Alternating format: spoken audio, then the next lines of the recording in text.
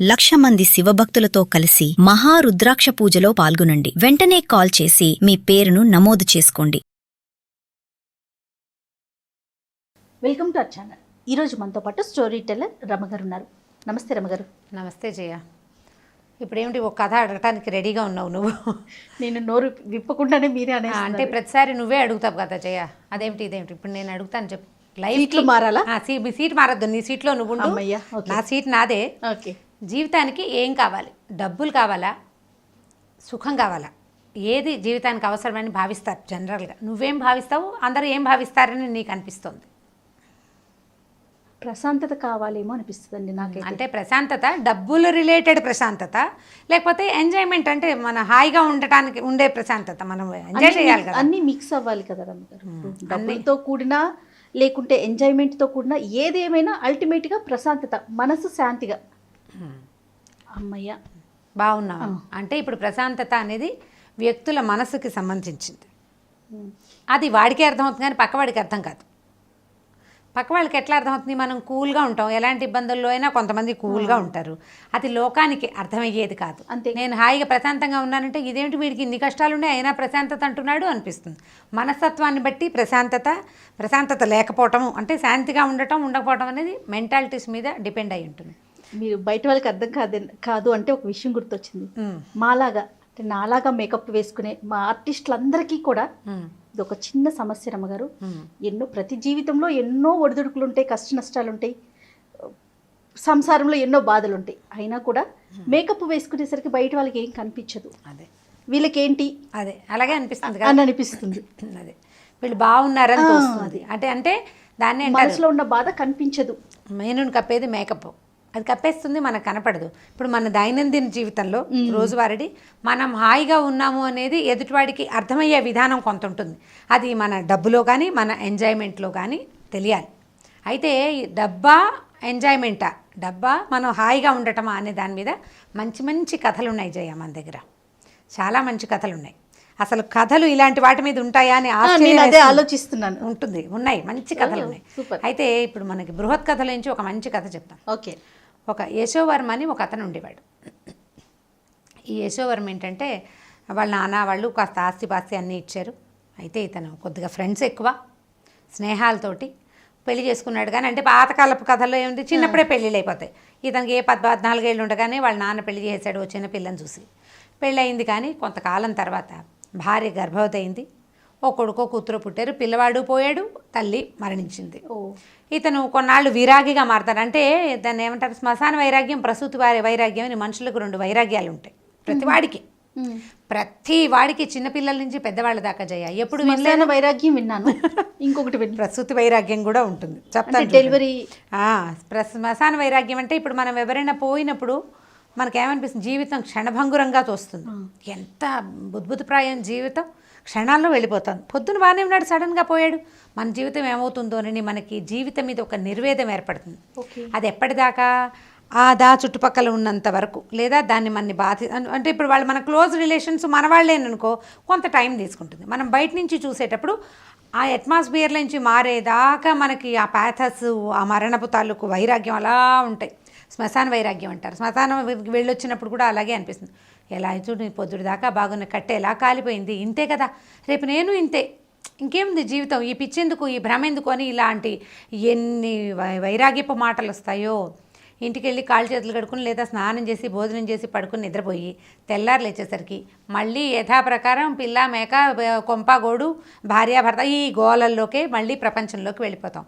నిన్నటిది తెల్లవారేసరికి శ్మశాన వైరాగ్యం. పెద్దవాళ్ళు అంటారు కదా, మరుపు మానవ సహజం అంట. మరి ఇంకా రోజు గడిస్తే ఇంకేముంది కదా, తెల్లవారితే రెండే కదా. చాలా సహజంగా నిన్నటి సాయంకాలం మనని బాధించిన శ్మశాన వైరాగ్యం తెల్లారేసరికి పోతుంది. ప్రసూతి వైరాగ్యం కూడా అంతే. ఈ డెలివరీ టైంలో మహాహింసపడే స్త్రీలు ఇంకెప్పుడు కనకూడదు అనుకుంటారు. వద్దు ఈ జన్మ, ఇక మళ్ళీ ఈ పని చేయకూడదు అనిపించేస్తుంది. ఈ బయట తిరిగే మగవాళ్ళు భర్తలు కనుక వాళ్ళ ప్రజెన్స్లో ఉన్నారనుకో, దేవుడా ఇంకెప్పుడు ఈ సంతానాన్ని కలిగించే ప్రోగ్రామ్ని మనం పెట్టుకోకూడదు అనిపిస్తుంది. పిల్లవాడు బయటకు వచ్చాక నీ ముందు పడిన నెప్పంతా మర్చిపోతారు. వాళ్ళు మర్చిపోతారు, వీళ్ళు మర్చిపోతారు. దానికోసం పెట్టిన ఉరుకులు పరుగులు, ఇబ్బంది బాధ అన్నీ కూడా చంటిబిడ్డ మొహం చూడంగానే ఈ ప్రసూతి వైరాగ్యం మొత్తం గంగలో కలుస్తుంది. మళ్ళీ స్టార్ట్ సంవత్సరం తిరిగేసరికి ఆవిడ మళ్ళీ హాస్పిటల్కి వెళ్ళిపోతుంది, ఈయన మళ్ళీ బయట తిరుగుతూ ఉంటాడు. ఇదివరకంటే పాత రోజుల్లో కథలు కదా. ఇప్పుడేముంది 30 ఏళ్ళు వస్తే కానీ పిల్లలు గంటలేదు, ఓసారి వెళ్తే చాలే అనిపిస్తుంది. ప్రసూతి వైరాగ్యం లెంగ్దీగా ఉంటుంది అనమాట. మన ఈ యశోవర్మ కూడా ప్రసూతి వైరాగ్య శ్మశాన వైరాగ్యాలు 2 వచ్చినాయి. అయ్యో. దాంతో చాలా కాలం అతను డల్గా ఉండిపోయాడు. ఈ ఉండి ఏం చేశాడంటే ఫ్రెండ్స్ తోటి ఎంజాయ్ చేయటం మొదలుపెట్టాడు. చేయగా ఆస్తంతా కరిపి, అంటే ఏం లేదు, ఎక్కడో చోటుగా మర్చిపోవడానికి కోసం అని చేసే ప్రయత్నంలో భాగంగా ఆ ఊరు ఈ ఊరు, ఆ గుడి ఈ గుడి, 2-3 ఫ్రెండ్స్ని వేసుకుని తిరిగి ఏముంది, ఒకళ్ళు వెళ్తే 100 రూపాయలు ఖర్చు, ముగ్గురు వెళ్తే 300 కాదు 500-600 అవుతుంది కదా. ముగ్గురికి పెద్ద రూమ్ కావాలి, బోల్డన్ ఉంటాయి వ్యవహారాలు. ఈ ఒకటే అయితే ఏ పంచపరుచుకుని ఏ అరుగు మీదో పడుకుంటాడు. అలా జరగల. ఇతను 5-6 వెంటేసుకెళ్ళి డబ్బు బాగా ఖర్చు పెట్టేశాడు. మొత్తం డబ్బు అయిపోయేసరికల్లా ఇతను బికారి అయిపోయాడు. విరాగితో పాటు బికారి కూడా అయ్యేసరికల్లా ఏమైంది, చుట్టుపక్కల జనం అంతా ఇదేమిటా నాయన ఇలా అయిపోయావు, వింధ్యవాసిని అమ్మవారి దేవాలయం వింధ్యపర్వత సానువుల్లో జరిగిందట. అమ్మవారు కొండ మీద ఉంటుంది, ప్రార్థించు, ఏదైనా మంచి ప్రార్థన చేసి ఈ దిక్కుమాల జీవితం నుంచి చేయి, అంటే మంచి దాంట్లోకి వెళ్ళాలి నువ్వు అని బాగా బోధించారు. బోధిస్తే ఇతను ఏం చేశాడు, అప్పుడు బుద్ధి తెచ్చుకున్నాడు కదా, ఆలోచించుకుని ఏం చేశాడు, బాగా 35 సంవత్సరాలు వచ్చాక వింధ్యవాసిని మాతని సేవించాడు. సేవిస్తే బాగా చాలా రోజుల పాటు రోజు ధ్యానానికి కూర్చునేవాడు. కొన్నాళ్ళ తర్వాత అమ్మవారు కరుణించింది అతన్ని. కరుణించి ఆ అశరీరవాణి వినపడింది, వత్స నీ శ్రమను ఫలించింది, నీకేం కావాలో కోరుకో అంటే, అమ్మ ఏదైనా జీవితాన్ని ఇవ్వమన్నాడు. అయితే ఆవిడేమడిగిందంటే అర్థశ్రీ కావాలా భోగశ్రీ కావాలా అని అడిగింది. ఇతను అర్థశ్రీ అంటే ఎవరు అంటే ఏమిటి, భోగశ్రీ అంటే ఏమిటి, అమ్మ ఈ 2 నాకు తెలీదు, నాకు ఏది మంచిదో అది ఇవ్వంటే ఈ 2 ఎక్కడున్నాయో తెలుసుకో, నువ్వు తెలుసుకుని ఆ 2 నీకేది కావాలంటే అది ఇస్తాను, చాయిస్ ఆయనకి అని చెప్పింది. ఇప్పుడు ఈ అర్థశ్రీని భోగశ్రీని తెలుసుకోవాలంటే ఏం చేయాలి అంటే, ఇప్పుడు ఆవిడ ఏం చెప్పిందంటే, నువ్వు కొండ దిగి వెళ్ళిపోతావు కదా, బాగా ఈ చెరువు పక్క నుంచి నడిచి వెళ్తే రామాపురం అని ఒక ఊరు వస్తుంది. రామాపురంలో మొదట పంతులు అని ఒకడు ఉంటాడు, వాళ్ళ ఇంటికి వెళ్ళు, ఒక రాత్రి 2 పూటలు అతనితో ఉంది. మరుసటి రోజు బాగా ముందుకెళ్తే శాస్త్రులు అని ఒక అతను ఉంటాడు, వాళ్ళ ఇంటికి వెళ్ళు. నేను పేర్లు మార్చాను, కథలో ఇలా ఉండదు, సరే శాస్త్రులు గారి ఇంటికి వెళ్ళమని చెప్పింది. సరే వెళ్తే నీకు అర్థమవుతుంది అంతనమాట. ఏం చేశాడు, సరే నేను అమ్మవారికి దండం పెట్టి, అమ్మ నువ్వు నన్ను కరుణించావు, నాకు ఏది కావాలో నేను మళ్ళీ వచ్చి నీకు చెప్తానని చెప్పి మెల్లిగా సాయంకాలం అయ్యేసరికి కొండ దిగి వెళ్ళిపోయాడు. ఆ రామాపురం దారి పెట్టాక ఈ పంతులు గారి ఇంటికి వెళ్ళాడు. వెళ్ళేసరికల్లా బ్రహ్మాండమైన ఇల్లు, బోలెడంత సుఖ సంపదలు, వాకిట్లో పనివాళ్ళు, వెనకాల పనివాళ్ళు, నూతులు నీళ్లు, ఆఖరికి నూతులోంచి నీళ్లు తోడడానికి కూడా మనుషులు ఉన్నారు వాళ్ళ ఇంట్లో. ఎంతమంది ఉన్నారో, బోల్డ్ అంత డబ్బు అట్లా కురిసిపోతున్నట్టుగా కనపడుతోంది. పంతులు గారి వైభోగము అర్థశ్రీ వీళ్ళ దగ్గరే ఉంది. అర్థము అంటే డబ్బు అని అర్థం. సరే అక్కడి నుంచి ఈ అర్థశ్రీ ఉన్న ఇంట్లోకి ప్రవేశించాడు మన యశోవర్మ. ఆయనకి, అయ్యా 2 రోజులు మీదే ఉండటానికి వచ్చానంటే నాకు ఆశ్రయం ఇవ్వండి అంటే ఉంచుకున్నాడు. సరే చీకటి పడింది, రాత్రి అవుతోంది కదా, సరే కాళ్ళు కడుక్కొని అయినా భోజనం చేద్దుగానన్నారు. భోజనం చేస్తాం కానంటే ఈయన సహపంక్తిని భోజనాన్ని కూర్చున్నారు. వీడికి ఏదో కూర పప్పు చారు అవి ఇవి రాత్రిపూట వడ్డించే పదార్థాలు వడ్డించారు. ఆ పంతులు గారి విస్తట్లో అంత నెయ్యి, ఆ మాత్రం ఉప్పుడు పిండి వడ్డించారు. ఉప్పుడు పిండి అంటే బియ్యపు రవ్వని పచనం చేస్తే, అంటే నీళ్ళు పోసి జీలకర్ర వేస్తారు, కొద్దిగా ఉప్పేసి దాంట్లో ఈ పిండి పోస్తారు. ఉప్మా లాంటిది, ఏమి తిరగమాత ఏముండదు, కేవలం ఒక చుక్క నేతిలో ఇంత జీలకర్ర, తర్వాత ఏమో కరివేపాకు వేస్తారు వాసన రావడానికి, చిటికెడు ఇంగు వేసి నీళ్ళు పోసి రవ్వ పోసేస్తారు. సెమీ ఉప్మా, ఓకే, అంటే ఏ హంగులు లేని సాదా ఉప్మా, బియ్యపు రవ్వ ఉప్మా అనమాట. అంతే పిండి. ఈ పిండి గొంతు దిగదు, దానికి అనుపానంగా చక్కటి పచ్చడి, కాస్తంత నెయ్యి, బెల్లం ముక్క అలా ఉంటే బాగుంటుంది. చారు పోసుకున్నా కూడా బాగుంటుంది.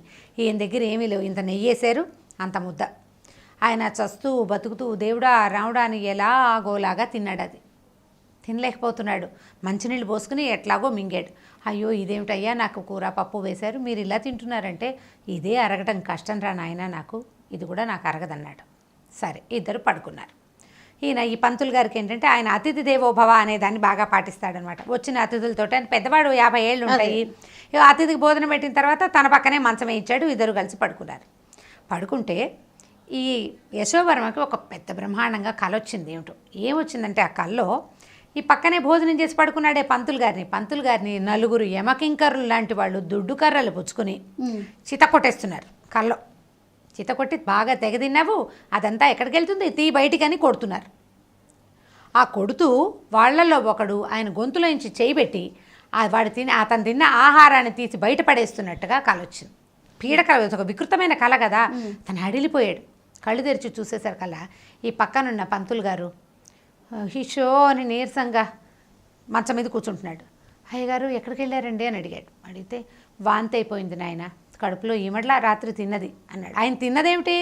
ఇంత పిండి, ఇంత నెయ్యి, అందులో ఉప్పు లేదు, కారం లేదు, ఓ మసాలా లేదు. ఏ పదార్థం ఈయనకి ఈమడక ఆయన వాంతి చేసుకున్నాడో వీడికి అర్థం కాలేదు. అప్పుడు తెల్లవారాక ఆయనకి ఏమనిపిస్తుంటే బ్రహ్మాండమైన ఇల్లు, బోల్డు డబ్బు, వంటలు చేసి పెట్టడానికి 3-4 కుటుంబాల వాళ్ళు ఉన్నారు ఆ ఇంట్లో. పక్కన వంట వాళ్ళకి, పని వాళ్ళకి అన్ని ఇళ్ళు చిన్నవి వంట వాళ్ళు ఉన్నారు. పెద్ద గాథ నిండా ధాన్యపు రాసుంది, మినపప్పు, పెసరపప్పు అన్నీ ఎండలో పోసి కనపడుతున్నాయి. ఎన్ని వస్తువులు! ఆ ఇంట్లో పిచ్చుకలు ఉన్నాయి, రామచిలుకలు ఉన్నాయి, కుక్కలు, పిల్లులు, బయట అసలు ఆవులు, గేదెలు ఎన్నున్నాయో అవన్నీ ఉండి వీడు గుప్పెడు పిండి కూడా, అంటే అన్నం తింటే అరగదని పిండి తింటే అది కూడా అరగని దుస్థితి వీడిది. ఈ అర్ధశ్రీ ఎందుకు? తినడానికి పనికిరానిది, శుద్ధ వేస్ట్ కదా.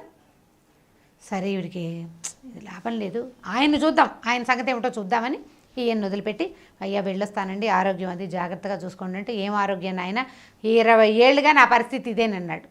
అంతకుముందు ఆయన బతికేముంది, 20 ఏళ్ళ నుంచి ఇదే పరిస్థితి. మీకు డబ్బులు ఎప్పుడు కలిసి వచ్చాయంటే అంటే 20 ఏళ్ల నాడే డబ్బు కలిసి వచ్చింది. 20 ఏళ్ల నుంచి ఇదే పరిస్థితి, ఇంతే తింటాడు. అది కూడా తెల్లారేసరికి పొట్టలో ఇమడదు. ఆయన అనారోగ్యంగా దేవుడా రాముడా అని ఉంటాడు. ఎంత డబ్బు వచ్చి పడిపోతుంది, డబ్బు ఏ ప్రయోజనము లేదు, ఆహారానికే పనికిరాని డబ్బు ఎందుకు, వేస్ట్ కదా. సరే ఇక్కడి నుంచి వెళ్ళాడు. బాగా నడిచి సాయంకాలానికి మన శాస్త్రులు గారి ఇల్లు చేరాడు. ఇది పర్వాలేదు, ఒక మాదిరి ఇల్లు, కళ్ళగా చక్కగా బాగుంది. ఓ 2 ఆవులు 2 దూడలు కట్టేస్తున్నాయి. ధాన్యపు గాదెలు వాళ్ళింట్లో చూసినట్టుగా అంతంత లేవు, కానీ ఒక మాదిరి ధాన్యపు గాదె.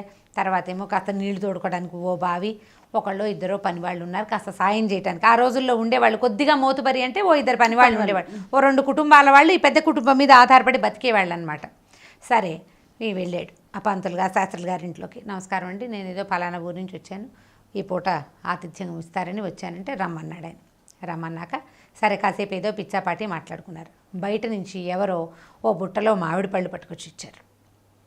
ఎవరో తెచ్చిచ్చారు మామిడి పళ్ళు. ఊళ్ళల్లో అలా జరుగుతుంటాయి కదా. చక్కగా ఈయన కేకేశాడు, ఏమే ఓ మామిడి పళ్ళు ఎవరో తెచ్చిచ్చారు చూడు అంటే, ఆవిడ చక్కగా చెక్కులు అవి తీసి ముక్కలు తరిగి పెట్టి పళ్ళెంలో పెట్టి ఇద్దరి మధ్య పెట్టింది. చెరువు అన్నీ మామిడి పళ్ళు తిన్నారు. మీకు తోట ఉందండి అని అడిగాడు ఇతను. తోట దుడ్డే మనకేముంది బాబు, ఏమీ లేదు, ఎవరో స్నేహితులు పంపించారు. తోటలు దొడ్లు ఉంటేనే వస్తాయి ఆ మామిడి పళ్ళు, ఎవరైనా స్నేహితులు ఇచ్చినా వస్తాయి కదా. మామిడి పళ్ళు తిన్నారు. అక్కడి నుంచి ఇంకొక అరగంట గడిచింది. భోజనం ఏదో వంట నడుస్తోంది లోపల. ఒక 5-6 మనుషులు గబగబా వచ్చారు ఆ ఇంట్లోకి. ఇవి వచ్చిన వాళ్ళు ఏం చేశారు, అందులో ఇచ్చిన 2 స్త్రీలేమో వంటకు సహాయం చేయడానికి వంటింట్లోకి వెళ్ళిపోయారు ఏవో వస్తువులు పుచ్చుకొని. మగవాళ్ళు 2-3 వీళ్ళ దగ్గర కూర్చున్నారు. కూర్చుని ఆ జేబులోంచి కొంత డబ్బులు తీసి ఈ శాస్త్రులు గారి చేతిలో పెట్టారు. అయ్యా ఈ డబ్బు ఉంచండి, ఈ డబ్బులు ఉంచండి, మీరు కాశీ వెళ్తామన్నారు కదా అక్కడ వాడుకోండి, నాకు కూడా కాశీ జలం కాస్త గంగజలం కొంత మాకు కూడా పట్టుకురండి అని డబ్బులు చేతిలో పెట్టారు. ఆయన నవ్వే ఏమన్నాడంటే, బాగుంది నాయన, ప్రయాణానికి డబ్బులు వచ్చేసినాయి, విశ్వేశ్వరుడు ఈ రకంగా కాచాడని ఆయన డబ్బులు తీసి జేబులో పెట్టుకున్నాడు. అంటే ఆయన కాశీకి ప్రయాణం అయ్యాడు, డబ్బులు లేవు, డబ్బు వచ్చేసింది. డబ్బు వచ్చింది. ఇప్పుడు వాళ్ళు ఎవరో తెచ్చిచ్చారు, వాళ్ళకి కాశీ నుంచి గంగాజలం కావాలి, ప్రయాణం చేయగలిగే అవకాశం లేదు, వెళ్తున్న వాడికి డబ్బు ఇచ్చి గంగాజలం తెప్పించుకుంటారు. అక్కడి నుంచి వెళ్ళిన లోపలికి వెళ్ళిన ఆడవాళ్ళు వస్తువులు పుచ్చుకెళ్ళారు కదా, కూర నార ఏవో చేత్తో పుచ్చుకెళ్ళారు. చక్కగా భోజనం పెట్టారు, రొట్టెలు అవి ఇవి బోల్డని పదార్థాలు ఉంటే, ఇదేమిటి రొట్టెల పిండి ఎక్కడదో నీకు అని భార్యని అడిగాడు. అబ్బాయి కాదండి, ఇందాక వచ్చారు కదా వాళ్ళు పట్టుకొచ్చారు, వాళ్ళు రొట్టెలకి పిండి పట్టుకొచ్చారు, పాయసం చేయటానికి బెల్లం పట్టుకొచ్చారు, వీళ్ళింట్లో ఏదో పప్పు చారు పెట్టారు. ఇప్పుడు రొట్టెలు, పాయసం, పప్పు, చారు, ఎన్నైనా పదార్థాలు. సాయంకాలపు మామిడి పండు ఎలాగ ఉంది మజ్జిగాన్నంలోకి, ఏమో మజ్జిగ పోయి అన్నాడు ఆయన. పోయి అంటే మజ్జిగ ఎందుకు, మన పాలే పెరిగే ఉంది, పొద్దున పంపించారు సుబ్బారాయుడు గారు, పొద్దున వచ్చిన సుబ్బారాయుడు గారు పెరుగు పంపించారని పెరుగు కూడా తెచ్చివేసింది. ఈయన దగ్గర వాకిట్లో ఉన్నవి 2 ఆవులు, దూడలకే సరిపోయే పాలు, గేదెలు లేవు. ఆయన ఆ పెరుగన్నం తింటూ, గేదె పరుగు మహారుచో ఏమైనా జబ్బు చేస్తుంది కానీ రుచి బాగుంటుందని చెప్పాడు. అంటే గేదె పెరుగు వీళ్ళ ఇంట్లో లేదు, బయట నుంచి వచ్చింది. సరే భోజనాలు అయినాయి, చేతులు కడుక్కున్నారు, ఓ పక్కన పడుకున్నారు. ఈయన కూడా ఓ చాపేశారు, ఆయన చాప మీద పడుకున్నాడు, ఈయన చాపేసుకుని పడుకున్నాడు. పడుకున్న తర్వాత కాస్త ఆ కబుర్లకి చెప్పుకున్నారు, మీ దగ్గర మీకేం ఆస్తుంది ఏముందంటే, ఏమీ లేదు నాయన, ఈ ఇల్లే ఒక కొద్దిగా పొలం ఏదో ఉంది, ఏదో సంవత్సరం తిరిగేసరికి డబ్బులు వస్తుంది. మరి మీరు ఎలా చేస్తారండి, మీకు డబ్బు ఎక్కడి నుంచి వస్తుంది, మీరు సంసారం ఎలా నడుపుతారంటే, ఏమో భగవంతుడు నడుపుతున్నాడు, జరిగిపోతుంది భోగం, నేనేం పెద్దగా ప్రయత్నం చేయను, ఏదో మంచి మాట్లాడతాను అంతే, మంచి పని చేస్తాను, ఏదో గుళ్ళోకి వెళ్తాను, ఏదో పురాణం చెప్తాను, అంతే నాయన. భోగం ఈ రకంగా భగవంతుడే నడిపిస్తాడు. నేను పెరుగు లేకుండా అన్నం తింటలేదు. ఎండాకాలం అంతా మామిడి పళ్ళు మల్లెపూలు వస్తూనే ఉంటాయి. మాకు మల్లె చెట్టు లేదు, మామిడి చెట్టు లేదు. మల్లె చెట్టు లేకపోతే పువ్వులు ఎక్కడి నుంచి వస్తాయి? కొనుక్కోవాలి. కొనుక్కోవడానికి డబ్బులేవి లేవు. మామిడి పళ్ళకి డబ్బులు లేవు. మామిడి పళ్ళు బయట నుంచే వస్తున్నాయి, మల్లెపూలు బయట నుంచే వస్తున్నాయి. అనుభవించే యోగ్యత ఉంటే ఆ రకంగా వచ్చేస్తుంది. తెల్లవారాక ఆయనకి దండం పెట్టేసి ఈ శర్మగా ఈయన మన సూర్యవర్మ అక్కడి నుంచి బయలుదేరి వెళ్ళిపోయాడు. వెళ్ళి అమ్మవారి కొండకి వెళ్ళాడు. మళ్ళీ అమ్మ నాకు అర్ధశ్రీ వద్దు, భోగశ్రీనే ఇవ్వు. ఏదైనా ఒక వస్తువు దాన్ని అనుభవించే యోగ్యత ఉండాలి తప్ప కొనుక్కుని సొంతం చేసుకోక్కర్లేదు. మనం దాన్ని సొంతం చేసుకోలేకపోయినా 100 మామిడి చెట్ల తోట ఉన్న పంతులు గారి పరిస్థితి ఏమిటి? మామిడి పండు తినలేడు, ఆయనకు అరుగుదలకు రాదు. ఏ చెట్టు లేని శాస్త్రికి చక్కగా దొరికేస్తుంది ఆహారం. నాకు అట్లా ఆహారం పుట్టే వరం ఇవ్వమ్మా, ఎక్కడి నుంచి అయినా సరే. ఇప్పుడు హాయిగా ఉన్నారు, సాయంకాలం అయ్యేసరికి ప్రయత్నం చేయకుండానే వాడికి కావాల్సిన వస్తువు ఇంటికి వస్తుంది. ఆయన చేసే ప్రయత్నం ఏంటి? మానవ ప్రయత్నం తనేం చేయాలో అదే చేస్తున్నాడు. వీటి కోసం ప్రయత్నం చేయటల్లా భగవంతుడు ఏం చెప్పాడు? ఈ బ్రాహ్మణ పుట్టకు ఊళ్ళోకి వెళ్ళు, పురాణం చెప్పు అని చెప్పాడు, మంచి మాట చెప్పమన్నాడు. ఆయన పైన ఆయన చేసుకుంటున్నాడు. ఆయనకు కావాల్సింది, అతనికి అవసరమైంది భగవంతుడు ఆటోమేటిక్గా మనకి పంపించేస్తాడు. మనం చేయవలసిన పనిని తప్పకుండా చేయాలి. మన ధర్మాన్ని మనం నిర్వర్తించిన వాడికి ఇవ్వాల్సింది ఇచ్చేస్తుంది. కాబట్టి డబ్బు కోరుకోవద్దండి, భోగాన్ని కోరుకోండి. ఏదైనా ఒకటి ఉంటే దాన్ని ఎంజాయ్ చేయాలి కదా. ఇప్పుడు మనం చూస్తాం అజయ, పెద్ద పెద్ద సంపాదన పట్ల మల్టీ మిలియనర్స్ ఉన్న వాళ్ళు కనిపిస్తారు. పిల్లలు ఎంజాయ్ చేస్తారు, పిల్లల ఫ్రెండ్స్ కూడా ఎంజాయ్ చేస్తారు. సంపాదించేవాడు సంపాదించుకుంటూనే ఉంటాడు, వాడికి ఎంజాయ్మెంట్ ఉండదు, పాడు ఉండదు. ఈ పిల్లలు పెద్దవాళ్ళు అయ్యేసరికల్లా వీళ్ళకి 60 ఏళ్ళు వస్తాయి, అన్నం అరగదు. రాత్రిపూట మేమేం తింటాం? 2 రొట్టెలు పప్పు అని మొన్న ఎవరో ఒక మల్టీ మిలియనర్ చెప్పాడు. ఓన్లీ 2 రొట్టెలు పప్పు తింటాట. దానికి కోట్లు సంపాదించుకునే గోల ఎందుకు? లేదు కదా, అనవసరం కదా. ఇలా దీని మీద ఆలోచించి చేయాలని బృహత్ కథలో ఇలాంటివి కొన్ని మంచి మంచి కథలు ఉన్నాయి. జీవితానికి సంబంధించిన కథ అంటున్నారా? ఇది చూడండి ఎంత క్లోజ్గా ఉంది, అద్భుతంగా. మనం ఎంజాయ్ చేయాలి కానీ సొంతం చేసుకునే ప్రయత్నం అక్కర్లేదు, దానికోసం శ్రమించక్కర్లేదు. కుదిరితే చేయండి మానవ ప్రయత్నం. దానికోసమే ప్రయత్నం చేసామంటే ఇది ఉండదు కదా. డబ్బు సంపాదించడానికే ఆరోగ్యం ఉండాలి కదా. మ్యాక్సిమం ట్రై చేస్తావు, అదంతా వచ్చేసిన తర్వాత అన్నం తినే యోగ్యత కూడా నీకు భగవంతుడు పెట్టాడు, అప్పుడేం చేస్తావు? కాబట్టి దాని మీద ఆలోచించుకుంటారు. చాలా బాగుంది, అద్భుతంగా ఉంది. Right, thank you so much Ramya గారు. ఇంకొక వీడియోలో మళ్ళీ కలుద్దాం. నమస్తే. తప్పకుండా చేయ. ఈ వీడియో కనుక మీకు నచ్చినట్లయితే లైక్ చేయండి, షేర్ చేయండి. మరిన్ని వీడియోస్ కోసం మా ఛానల్ని సబ్స్క్రైబ్ చేసుకోండి.